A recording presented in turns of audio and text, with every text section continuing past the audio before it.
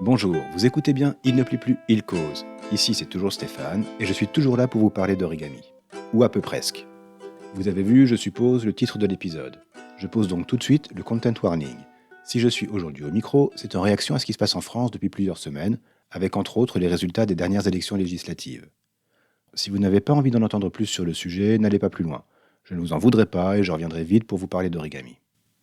Je ne suis pas ici de toute façon pour parler de mes convictions, mais je dirais juste que comme je suis nul en anatomie, je place mon cœur bien à gauche. Et même si le résultat de ces élections est moins pire que ce qu'on pouvait craindre, la montée d'une pensée fasciste en France est indéniable. Les mois à venir risquent d'être difficiles pour beaucoup. Un barrage, ça s'entretient, comme l'expliquent bien 80 et quelques albums des Schtroumpfs et de Yakari. Mais et l'origami dans tout ça? Il dit qu'il voit pas le rapport. Et à vrai dire, moi non plus. C'est juste que je me pose des questions sur la façon de vivre ma passion au cœur de ce tumulte idéologique. Et pour moi, l'origami, tel que je le pratique, tel que je l'ai démarré, je l'ai toujours vu comme un vecteur de pacifisme et d'altruisme. Sans aller chercher trop loin, la grue traditionnelle est un symbole de paix. Si vous pliez un modèle d'après un diagramme, les symboles que vous suivez sont ceux d'un système développé par un Japonais et un Américain au lendemain de la Seconde Guerre mondiale. Ça se pose là aussi comme symbole. Et le monde de l'origami est un microcosme qui vit par le partage, qui encourage à aller à la rencontre de l'autre. Donc je vais continuer, bien sûr, à participer autant que possible à cet état d'esprit. Ceci étant dit, je me suis posé la question de savoir si certains modèles d'origami pouvaient aider à résister d'une façon ou d'une autre à la peste brune qui nous menace. En avançant dans mes cogitations, j'ai vite pensé au triangle rouge plus précisément. Utilisé par les nazis pour marquer les individus considérés comme ennemis politiques, il a été récupéré après-guerre par les militantes et militants antifascistes. Partant de là, j'ai cherché des modèles existants. J'en ai trouvé de très bien.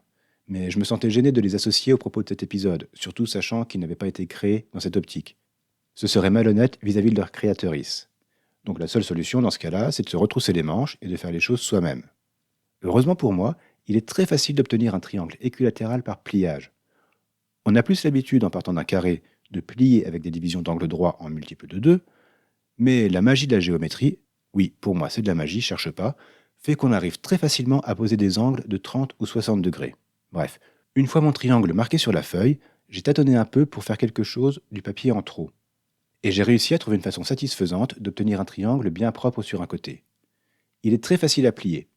N'importe quel papier fera l'affaire et vous pouvez partir avec d'assez petites dimensions, surtout si vous voulez en faire un badge. Et avec quelques plis supplémentaires, vous pouvez le transformer en avion. Dans ce cas, faites bien attention à ne pas biser les yeux de la personne en face de vous, même si elle marche au pas de loi. Ce serait dommage de la faire pleurer. Quant au diagramme du modèle, vous pouvez l'obtenir en suivant le lien dans les notes de l'épisode. Il est publié sous une licence Creative Commons domaine public, donc partagez-le autant que vous pouvez.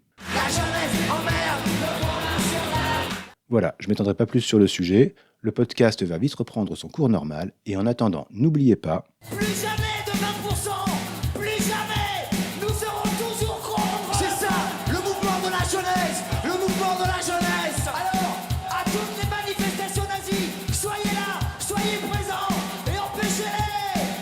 Car nous sommes noirs, nous sommes blancs, nous sommes jaunes et ensemble, nous sommes de la dynamite.